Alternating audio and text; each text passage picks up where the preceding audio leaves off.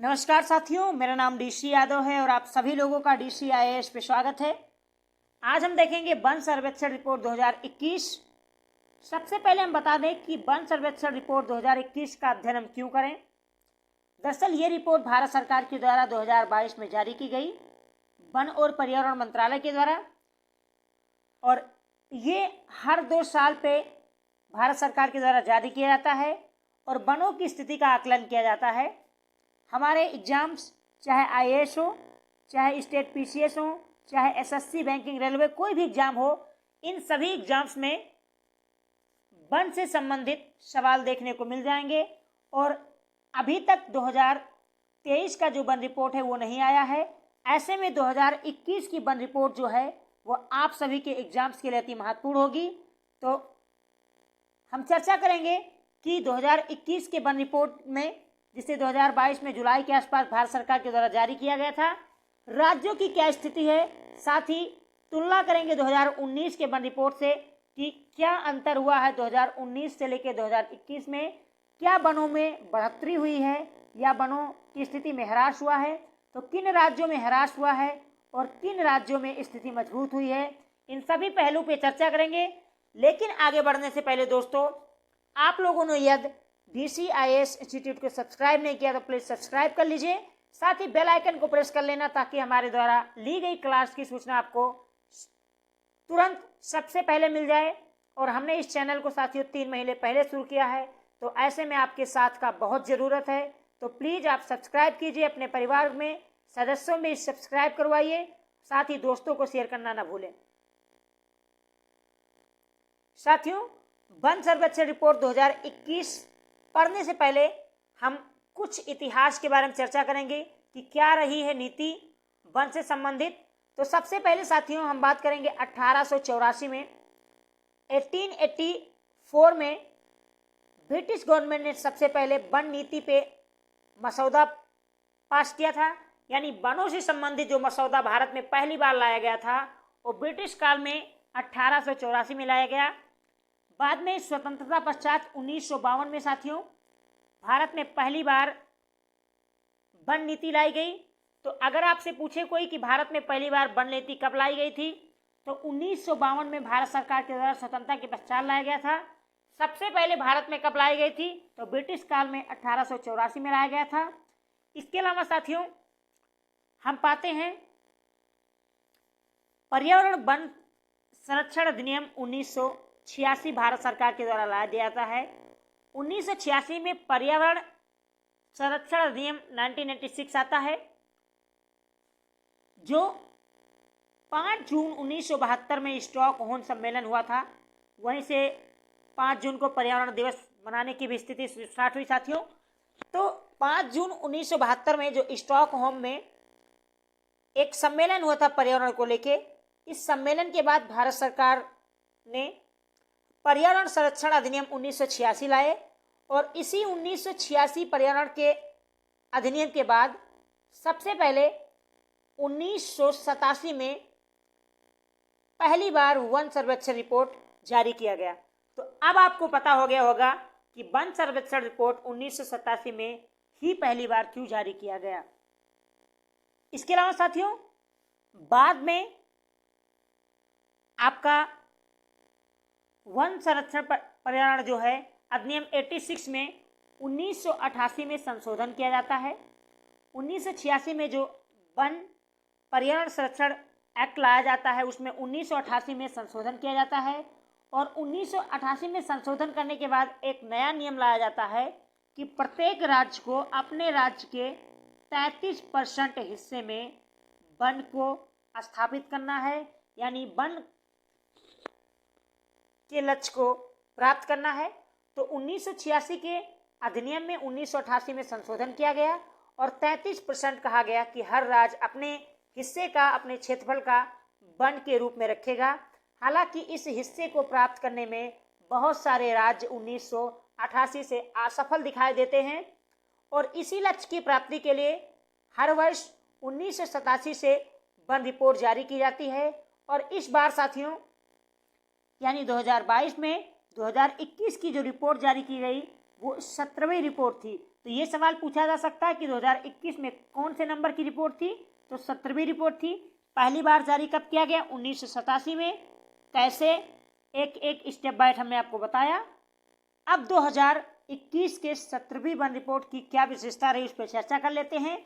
दरअसल साथियों, 2021 में जारी की गई 17वीं वन रिपोर्ट में भारत के वन क्षेत्र में, जहां 2019 में 21.67% था, वहीं 2021 में बढ़कर ये 21.71% हो गया।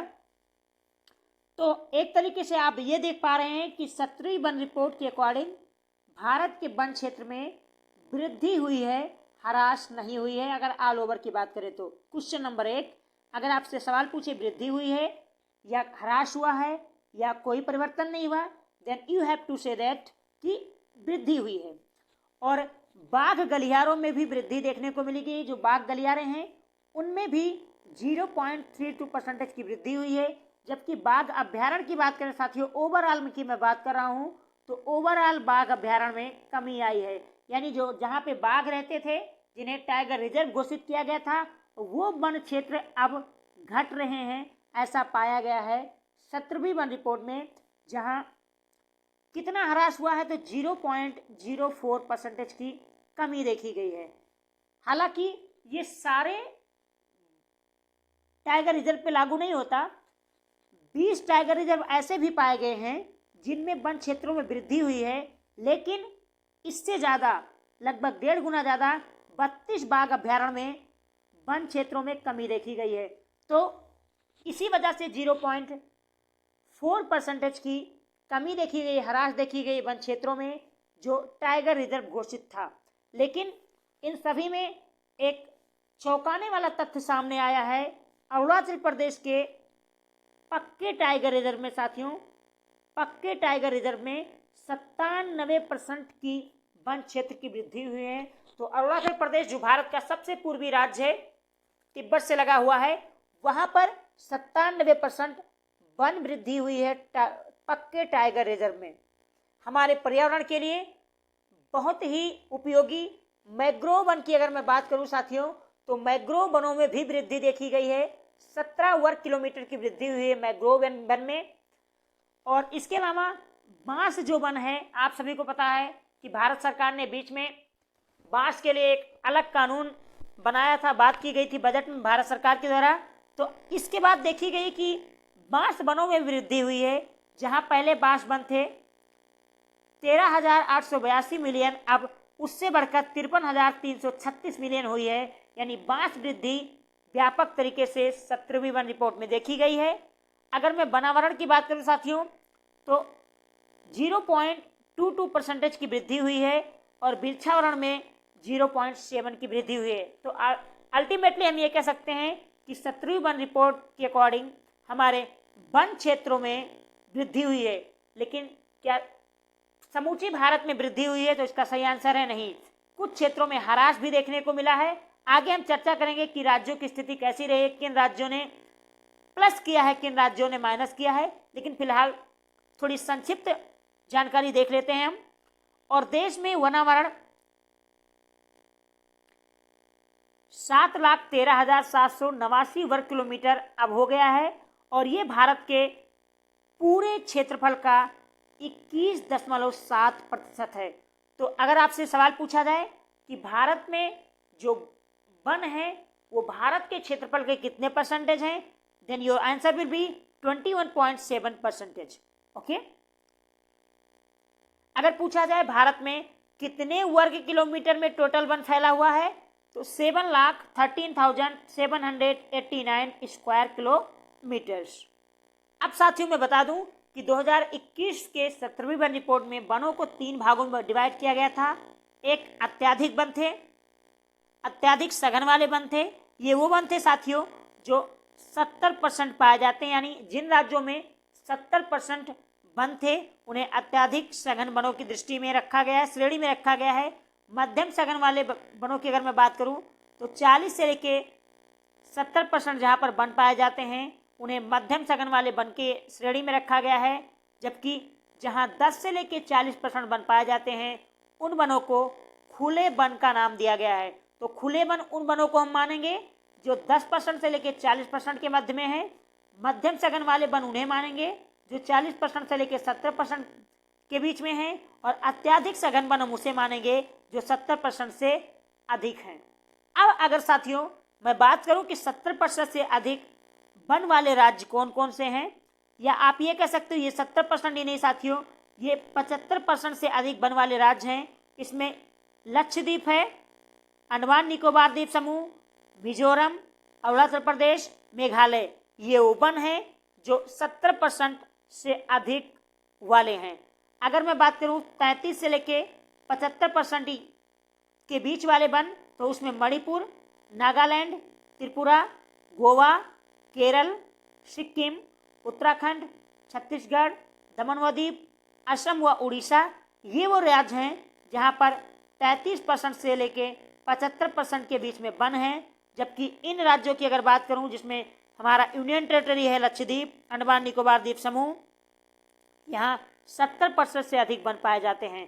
तो इन्हें आप याद रख सकते हो, ऐसे सवाल आपके एग्जाम में बनाए जा सकते हैं।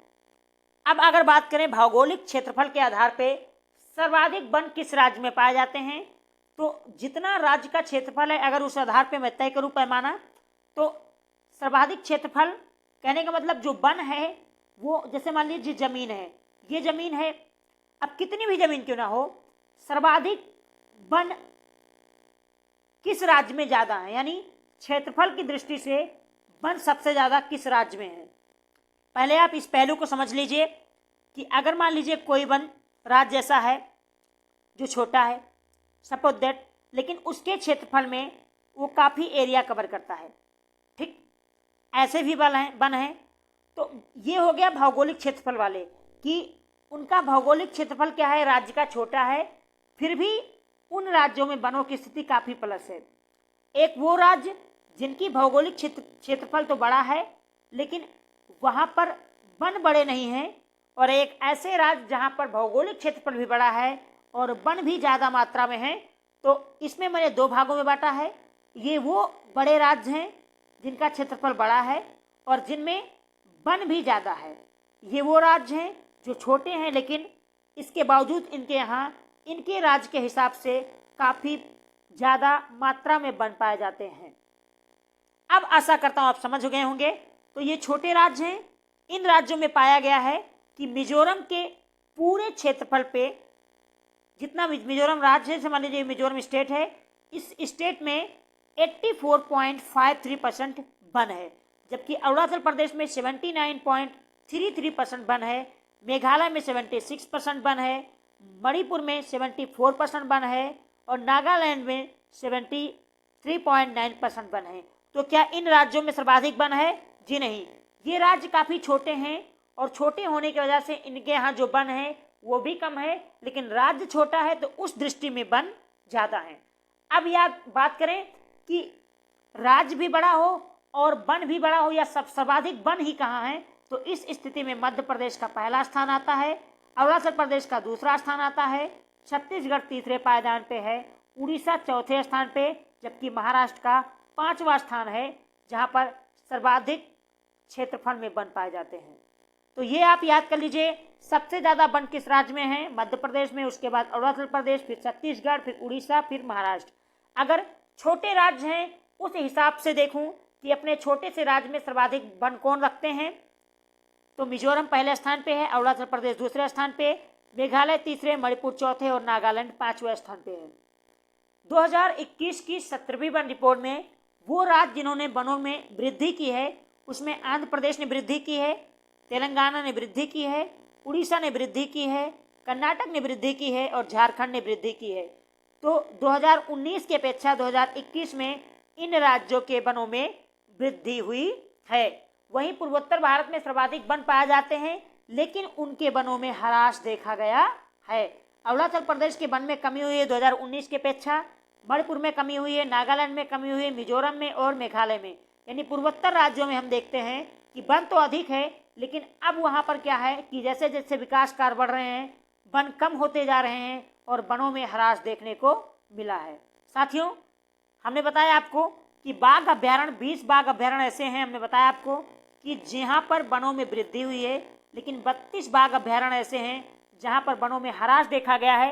तो वृद्धि वाले बाघ अभ्यारण्य की अगर बात करूँ तो सबसे पहले बात करेंगे पक्के टाइगर रिजर्व की, जो आपको अरुणाचल प्रदेश में मिलेगा। यहाँ पे 79% की वृद्धि देखी गई है। जबकि बक्सा टाइगर रिजर्व जो आपको वेस्ट बंगाल में मिलेगा, यहाँ पर वृद्धि देखी गई है। अन्नामलाई जो आपको तमिलनाडु में मिलेगा, इस टाइगर रिजर्व में भी वृद्धि देखी गई है। इंद्रावती जो आपको छत्तीसगढ़ में टाइगर रिजर्व मिलेगा, वहाँ पर भी वृद्धि देखी गई है। तो इन टाइगर रिजर्वों में वृद्धि देखी गई है वनों की। अब साथियों बात करते हैं मैंग्रोव वनों की, क्योंकि मैंग्रोव वन आप सभी को पता है कि चक्रवात, सुनामी, मिट्टी के कटान जैसे के लिए काफ़ी लाभदायक हैं। क्योंकि चक्रवात आने पे साथी मैंग्रोव वन क्या होता है कि हमें बचाते हैं, सुनामी के समय मिट्टी के कटान को भी बचाते हैं एक तरीके से। और आप ये भी जानते होंगे कि अम्ल को वो जो मैंग्रोव वन होते हैं वो त्याग देते हैं, स्वच्छ जल बनाने में इनकी वृद्धि होती है। तो पर्यावरण की दृष्टि से मैंग्रोव वनों की काफ़ी उपयोगी है हमारे पर्यावरण, हमारे जीवन के लिए। ऐसे में मैंग्रोव वनों में भी वृद्धि देखी गई है और 17 वर्ग स्क्वायर किलोमीटर में वृद्धि देखी गई है। अब टोटल मैंग्रोव वन जो भारत में हो गए वो 4992 वर्ग किलोमीटर हो गए। ये डाटा याद रख लीजिए।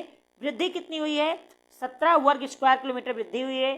टोटल मैंग्रोव वन कितने हैं? तो 4992 किलोमीटर स्क्वायर किलोमीटर में मैंग्रोव वन हो गए हैं। और मैंग्रोव वनों में वृद्धि भी हुई है साथियों। उड़ीसा, महाराष्ट्र और कर्नाटक 3 ऐसे राज्य हैं जहां पर मैंग्रोव वनों में वृद्धि देखी गई है। तो चलते चलते भारत में वनों को कितने आधार पर बांटा गया है, तो भौगोलिक दृष्टि से वनों को भारत में 5 भागों में बांटा गया है। सबसे पहले उष्णकटिबंधीय सदाबहार या अर्ध सदाबहार वन है। साथियों, उष्णकटिबंधीय सदाबहार या अर्ध सदाबहार वन वो होते हैं जहां पर 200 सेंटीमीटर से अधिक वार्षिक वर्षा होती है, जहां का टेम्परेचर 22 डिग्री से अधिक होता है। और ऐसे उष्णकटिबंधीय सदाबहार वनों में जो वृक्ष पाए जाते हैं वो लंबे होते हैं 200 फीट के आसपास। इसमें आपको जो महोगनी नामक वृक्ष होता है या रुजवुड वृक्ष है, एनी है, एबनी वृक्ष है, ये सारे वृक्ष उष्णकटिबंधीय सदाबहार और अर्ध सदाबहार वन की श्रेणी में आते हैं। जबकि बात करें साथियों उष्णकटिबंधीय पर्णपाती वन, पर्णपाती मतलब जो अपने पत्ते गिरा देते हैं, ऐसे वन को पर्णपाती वन कहा जाता है। तो उष्णकटिबंधीय पर्णपाती वन वो वन है जहाँ पर 70 से लेके 200 सेंटीमीटर तक वर्षा होती है। और ये वन जो है साथियों ये 2 भागों में बांटे जा सकते हैं। एक आर्द्र पर्णपाती होते हैं यानी वेट डेडियस, और एक ड्राई वाले होते हैं यानी सूखे होते हैं, शुष्क पर्णपाती होते हैं। तो 2 तरीके से होते हैं। लगभग जो आपको उत्तरी भारत के जो राज्य हैं जैसे हिमालय तराई के राज्य हैं, पश्चिमी घाट के उड़ीसा के राज्य हैं, इन राज्यों में ऐसे वन देखने को मिलते हैं जिसमें आपको साल के वन मिल जाएंगे, सागौन मिल जाएगा, शीशम मिल जाएगा। ये सारे वो वृक्ष हैं जो उष्णकटिबंधीय पर्णपाती की दृष्टि में श्रेणी में आते हैं। अब साथियों अगर हम उष्णकटिबंधीय कांटेदार वन की बात करें तो जहाँ पर 50 सेंटीमीटर से कम वर्षा होती है वहाँ पर कांटेदार वन पाए जाते हैं। इसमें आपको वेस्टर्न यूपी मिल जाएगा, राजस्थान, पंजाब, हरियाणा जैसे क्षेत्र हैं। और इन वृक्षों की अगर बात करूँ जैसे आप देखते होंगे बबूल का पेड़ आपको मिलता होगा, खजूर का पेड़ जो होता है ये, खैर, नीम, खेजड़ी, प्लास जैसे पेड़ उष्णकटिबंधीय कांटेदार वन में आते हैं। अब चौथा जो वन है साथियों वो पर्वतीय वन है और 5वां जो वन है मैंग्रोव वन है। मैंग्रोव वन के बारे में हमने चर्चा कर ली। पर्वतीय वन जो हमारे हिमालयी क्षेत्रों में और इसके अलावा दक्षिण भारत में भी पाए जाते हैं। चलते चलते संक्षिप्त चर्चा करेंगे उत्तर प्रदेश के बारे में। उत्तर प्रदेश में भी वनों में वृद्धि हुई है 0.8% की। टोटल क्षेत्रफल का ये 9.2% वन रखता है उत्तर प्रदेश। सर्वाधिक वन सोनभद्र में मिलेंगे आपको। सबसे अधिक सघन वन आपको लखीमपुर खीरी में मिलेंगे जहाँ दुधवा नेशनल पार्क है। और सर्वाधिक झाड़ी वन आपको आगरा में मिलेगा। इस पर मैं कंटेंट इसलिए नहीं बना पाया साथियों क्योंकि समय का अभाव था। हालांकि मैं अलग से उत्तर प्रदेश के लिए वन की स्थिति का एक स्पेशल क्लास लेके आपके सामने आऊँगा, यूपी पीसीएस, लोअर पीसीएस और आरओ एआरओ जैसे एग्जाम को ध्यान में रखते हुए। तो साथियों ये थी वनों की स्थिति। आपने देखा किन राज्यों में ह्रास हुआ है और किस में बढ़ोतरी हुई है, क्षेत्रफल के आधार पर किन राज्यों का स्थान क्या है और राज्यों के आधार पे उनके भौगोलिक संरचना के आधार पर क्या है, इन सभी पहलू पे आपने अध्ययन किया। यदि आपको सेशन पसंद आया तो साथियों प्लीज़ लाइक कर दीजिए और अपने दोस्तों के साथ भी शेयर कीजिएगा। और अभी तक आपने सब्सक्राइब नहीं किया दोस्तों तो प्लीज़ सब्सक्राइब कर दीजिए। काफ़ी मेहनत करते हैं हम कंटेंट बनाने के लिए, नया छोटा सा चैनल है हमारा, आपके सहयोग की ज़रूरत है। तो प्लीज़ साथियों हाथ जोड़ के निवेदन है, प्लीज़ सब्सक्राइब कर दीजिए DCIS इंस्टीट्यूट को। आप सभी हमारे साथ जुड़ रहे हैं, इसके लिए आपका तहे दिल से आभार। जय हिंद, जय भारत।